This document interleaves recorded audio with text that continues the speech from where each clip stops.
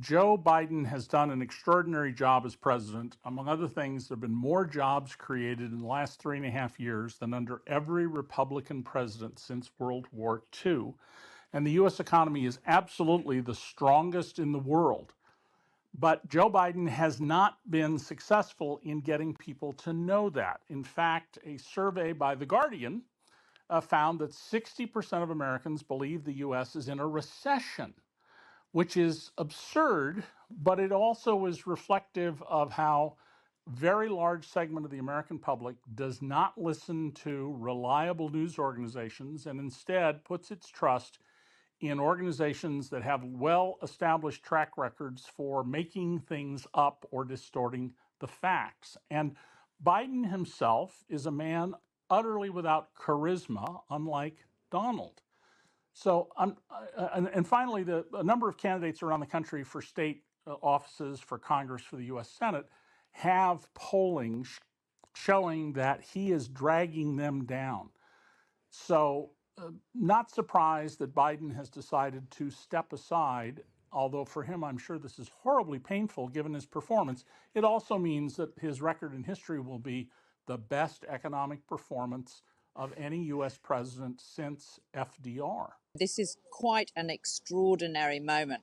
And what strikes me really, first of all, is that the president must have been thinking about doing this today at this time and this moment, probably for the last 48 hours. All the while in public, his aides have been saying that he's defiant, insisting that he's going to fight on. But the choreography of this, the preparation that has gone into his statement, the composing of it, that he's stepping down for the good of the party and the country, but it electrifies the 2024 race, Carol. Donald Trump has already called into CNN saying that Joe Biden is the most horrible president in the history of the world, a sign for sure that he's concerned about what this means. But now the Democratic Party faces a question. Will there be a coronation of Kamala Harris, the vice president, or will there be, as many party figures have signaled that they wanted, as subtly as they could while Mr. Biden wouldn't step down, that there should be now a mini coronation, a mini convention, mini hustings, so that by the time of the 19th of August, when Democrats gather in Chicago, maybe it's actually a contested convention. And the delegates there, the 3,900 odd delegates that had pledged to support Mr. Biden, they then get a choice. They hear from the candidates themselves. So it's an extraordinary moment, Carol, exhilarating, both exciting and terrifying for Democrats, for the country, who've been telling pollsters that they thought the president was just too old. Does this shake up the race? Does it reduce Donald Trump's leads? So many questions, Carol. Yeah, absolutely. I mean, clearly the Democrats will want to avoid a damaging contest. How do you think it's likely to play out from here? Well, that is the big question. All eyes now are on the Democratic National Committee. Now that the president, the leader of the party, has said he's stepping down, he said he's endorsing the vice president. What do they do with that information? Do they say, well, she should be our candidate? If they do that, it's quite possible that there's a backlash. There are other people waiting on the wings. Donors, for example, have been talking about the need to vet other potential candidates like Gavin Newsom. So my guess is that we get a statement later on this evening as to how the party is going to proceed, whether it's going to be a coronation or whether it's going to be a contested convention. And then if it's a contest, well, see who else throws their hat into the ring. Who else will want to challenge the vice president? These are all the questions churning in American politics right now, Carol. And you were saying you think it could have a really dramatic effect on the presidential race. Of course it will, because it completely changes the characters involved. And how is it going to be for Kamala Harris, who, despite having been vice president, has not had a particularly high profile and hasn't proved particularly popular? Well, the vice presidency is one of the worst jobs in American politics, of course. And Kamala Harris is saddled by the fact that in 2020, she wasn't considered by Democratic Party members a good enough candidate to win the nomination. Remember, she stood against Joe Biden, and he was the one that was successful. As vice president, she's been saddled with the horrendous policy job of overseeing the border with Mexico and what were record numbers of migrants crossing. That though, those figures have dropped, Carol, dramatically in recent months. So that could be a plus for her. She's also recently found her voice on abortion, for example, some 2 years after Roe versus Wade, the federal right to an abortion was overturned. She has been speaking out on behalf of those women who now don't have access to abortion. So these are things that could be pluses for her. She can also argue she's been at the president's side. She understands Ukraine. She understands China. She understands the Middle East, the foreign policy challenges of the moment. There is one poll that the Atlanta Journal-Constitution did a couple of days ago that just came out this afternoon, showed Donald Trump still leading Kamala Harris in Georgia, another very critical swing state. She, in polls that were taken in the past couple of weeks, in some of the polls, she was doing a little bit better than Biden, and others about the same. And there are even a couple of polls out there that showed she could beat Donald Trump. But one thing I've been cautioning people is these national polls are practically meaningless. You know, no matter what, the Democrats are going to win California, the Republicans are going to win Texas. So percentage point swings in those states don't really mean anything. The only polls to look at are those for the swing states. That's where we're going to see in the next week or two if there's any movement. Now, I can tell you one thing for certain. Kamala Harris is jumping into this and being endorsed by Joe Biden has energized the base of the Democratic Party immediately, with tens of millions of dollars being raised for the campaign in the hours after this all happened. It's the biggest day of 2024 for the Democrats as far as small donors, grassroots contributions is concerned. So, will that be sustained? We don't know. And for the Republicans, they're in an interesting situation now because they were really banging on Joe Biden about this age cognitive decline thing. And now Donald Trump is the old man in the race, right? So they're in a bit of a situation like the dog who caught the car, and they have to figure out what to do now. They're obviously going to come out and blast Kamala Harris in campaign ads within days. We've already heard that is coming. Just one final point, Steve.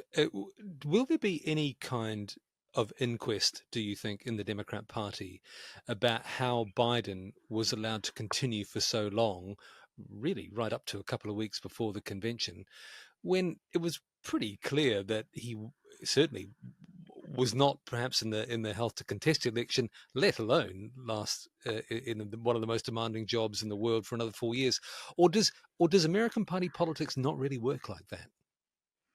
Well, I don't know if we'll have any sort of formal inquest. I can tell you there's going to be a lot of people who were in this administration going to be writing books next year, regardless of what the outcome of the election is. So we'll get some insight from that, just as we did years after Ronald Reagan's a second term, where he was in the early stages of Alzheimer's disease.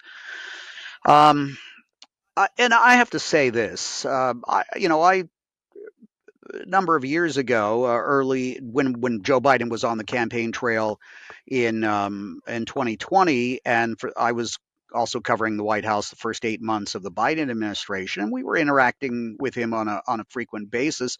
Sometimes he was tired in the evenings and would start to stutter or something like that. It's much different now, and that debate, that disastrous debate in Atlanta against Donald Trump, was the most evident example that we saw in any interaction, public interaction, of Joe Biden seeming to have some, fairly serious problems in that department. So I can say over the past 4 years, it's sort of been a gradual decline. There was some concern. They were obviously trying to, not have him overdo it. But the debate changed everything. That was really the catalyst for all of this.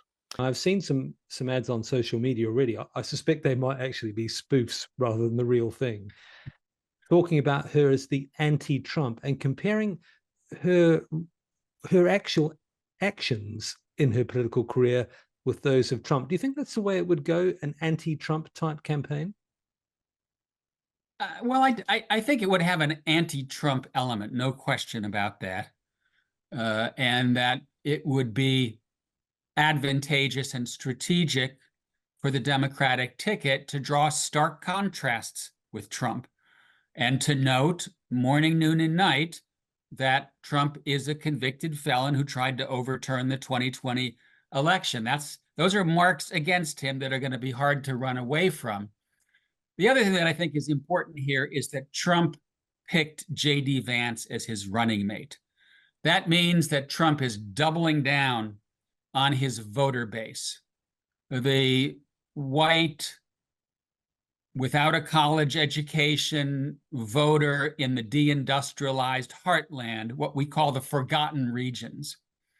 And that is one way to go about it. I'm not sure it's the best way because you can't win just with that constituency. It's a big constituency. 42% of the American electorate is white without a college education. But that doesn't get you to the Oval Office. You also need to win over some moderate Republicans and some independents. I think Trump, by picking J.D. Vance, has opened up a door to the Democrats to win over those moderate voters. And I expect Kamala Harris to go right after them. So having said that, is your calculation that Kamala Harris does now have the opportunity to win? No question in my mind. Yeah, I would say that, had you and I spoken last night, I would have been deeply worried. I will sleep better tonight. How does she do it? Which are the key states? Well, it really does come down to many of the swing states that the parties have been focused on, the Pennsylvanias, Michigan, Wisconsin, Nevada, maybe Georgia, maybe North Carolina, relatively small number of swing states. And what was so worrying about the last couple of weeks is not only was Trump pulling ahead in those swing states, he was pulling ahead in states that used to be safe Democratic states. And so things were really looking quite bleak. And what I expect to see happen in the next couple of weeks is those polls are going to go much narrower and tighten. Yeah, just to talk about Joe Biden a little bit, it is an extraordinary political career. He came to office when Nixon was in the White House, saw the Vietnam War, the collapse of the Soviet Union, any number of events right up to Iraq and Afghanistan. How do you think history will remember Joe Biden? I think that history will remember him quite well. I feel a sense of relief right now, but I also feel a sense of sadness because I did work with him very closely. He's a man of uncommon decency. He's a man that is a true public servant. He's a man who really did care about country and the average American. And one of his great strengths is he was just a normal guy, Scranton, Pennsylvania, walk down Main Street, sit down and have a burger at McDonald's. That's Joe Biden. And that, I think, was one of his real political strengths. And he's accomplished an enormous amount during his presidency. This is still a deeply divided, polarized country. Nonetheless, he put through major legislation, infrastructure, the CHIPS Act, getting American manufacturing going again, and he rebuilt America's alliances in Europe and in Asia. Ukraine is still standing against a vastly superior Russian aggressor. It's remarkable. So I think he accomplished a lot, but it is time for him to pass the baton. To pick up on that point, I know you've written about America's periods of isolationism, foreign policy in the past. And you talked about Biden repairing relationships, his relationship with Ukraine and the conflict with Russia. Do you think if it is to be a Trump presidency, we are heading to a new era of American isolationism? If by isolationism you mean a detachment from the rest of the world, no. And that's because that kind of 19th century isolationism is no longer possible. And that's because we live in a globalized world. Big oceans on either side of the United States no longer protect it from missiles, from cyber attacks, from pandemics. So you can't simply pull up the drawbridge like you used to be able to do. That having been said, I think Trump has a very different vision of America's role in the world. I think he will be very protectionist. I think he will try to bring the war in Ukraine to an end very quickly. I think he will be very ginger about putting American forces in harm's way and look to Europeans to pick up a lot more of the slack. So I think what you'll see is Trump 1.0 on steroids. I think what's going to exacerbate things is that Donald Trump is a candidate who is uniquely, in some ways, willing to sort of lean into racist and sexist attacks. And I think that that's going to be, sadly, very, very common in this campaign. I think it's going to be a very sort of ugly, dirty campaign. And in some ways, it'll probably even be uglier and dirtier than it was in 2016. Right. And how can the Democrats try to make sure that they shine in what, as you say, will be rather murky circumstances? Well, I think in many ways, the Harris campaign will be much like the Biden campaign. They'll be running against Donald Trump. They'll be attempting to sort of make the argument that Donald Trump is a uniquely unqualified, uniquely dangerous figure in American politics and should be nowhere near the Oval Office again. And I think also, unlike in 2016, when it was sort of assumed that racist, sexist attacks would be rejected by the electorate, and so Democrats sort of kind of brushed them off a little bit, I think this time Democrats will probably be more willing to sort of engage with the other party about that and call them out for these sorts of things, and not assume that they're going to be automatically rejected, that these things have to be sort of grappled with. And the Republicans who say, look, you've broken your own rules here, this isn't how it should work, do they have a case? No, the candidates aren't ever forced to run. Joe Biden decided not to run. There's no sort of legally binding requirement that if he runs in the primaries and the caucuses and wins the nomination, that he has to run. Like I said, the ultimate decider as to who the nominee will be is the Democratic convention, just like the Republican convention ultimately did a roll call vote and decided that it would be Donald Trump. Now that Joe Biden is not a candidate, the Democratic convention is free to decide on whomever they want as their nominee. And right now, the only candidate, other than some very, very marginal figures, is Kamala Harris. Maybe we'd get a different outcome if some other high-profile Democrats were to try and step up to try and make the argument that they would be a better candidate, but that's not happening. Would it help Kamala Harris's case if Joe Biden stepped down as president and she then became the president in his absence for the 6 or 7 months leading up to the beginning of next year? Or would she be better off actually concentrating on the campaign whilst Joe Biden, I mean, let's be honest, staggers on in the role as president? I think that's just 100% speculation. I think there's this assumption that all these little things can make a huge difference. I think in well, the they're United not States so right little, now, are they? I mean, they are quite significant. Well, no, but I think in the United States today, we're in a heavily divided, heavily polarized time. And as we've seen, what used to be seen as major things really don't move the polls anymore. Donald Trump was convicted on 34 felony counts. The polls barely budged. Joe Biden had a debate performance that raised real questions about his capability to be president, and the polls really barely budged. So I think there's very little that can sort of make a huge difference here. And whether it helps or hurts Kamala Harris in terms of the election in November, I think it's a lot of speculation over what would ultimately, I think, just be any marginal improvement or decline in her polling numbers. Just